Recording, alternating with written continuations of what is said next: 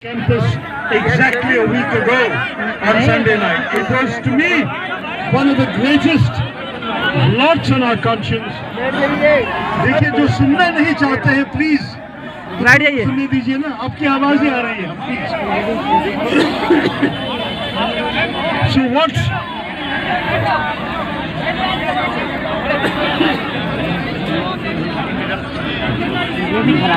Yes, sir, you speak. So what I'm here to do is to talk a little bit about the events that have led us to this tragic point.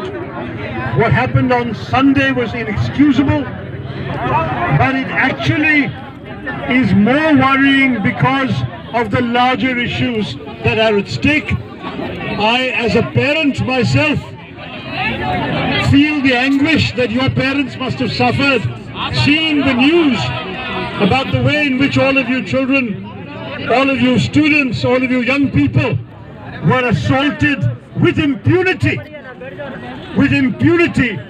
by masked thugs and goons, brought here to this campus, in some cases from other campuses, in some cases apparently from within. And what they did, with the police standing idly by, waiting outside the gate with a reticence that they could not show in Jamia on the 15th of December, when they marched in without anybody's consent and assaulted the students. Here the police stood by while others came and did the dirty work of assaulting all of you.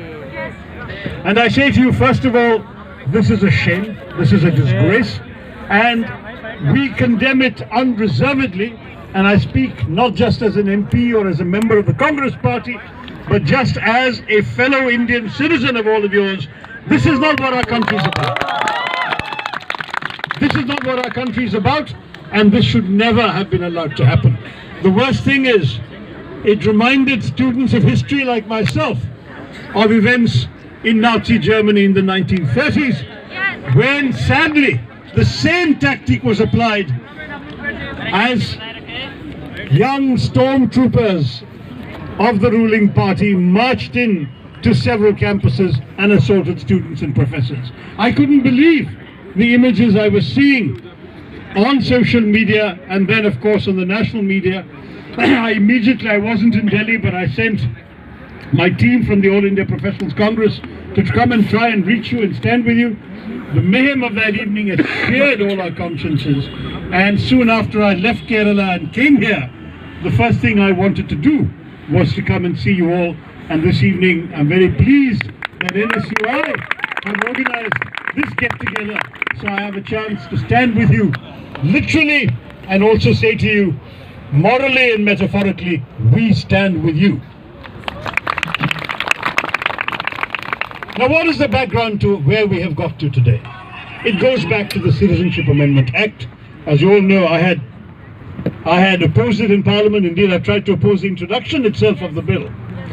But the reason for my opposition, the reason for my party's opposition, the reason why the Congress, as recently as yesterday in its working committee, has resolved to oppose this, is because it is wrong in principle. It is wrong in principle because it's the first time that a religious test has been introduced into the definition of Indian citizenship. Never before in our country has it mattered what your religion was to qualify to be an Indian citizen. And the fact that this government doesn't understand that is the biggest shame of all. We have Mr. Amit Shah saying even today, challenging Rahul Gandhi and Mamta Banerjee and saying, can you show me anything in this bill that takes away anybody's citizenship? That is actually the wrong question. The first question is, why does this bill only mention some religions? We have unctuous statements by sympathizers of the government saying this is upholding India's fine standards, giving asylum to the persecuted minorities. Let me tell you, I used to work for refugees at the United Nations. I've spent years, more than a decade, at the United Nations High Commissioner for Refugees. I know something about persecution, and I know what the response to persecution is. It is to give asylum to people from every country where they face persecution, never to send them back, and never to ask them which religion they belong to. The question is, why were they persecuted? It might be for their religion, it might be for their race, it might be for their gender, it might be for their sexual orientation, it might be for their political opinion. All of those are valid grounds of persecution, and on those grounds you can and should give asylum and refugee status, and maybe one day, if they can't go back home, give them citizenship too.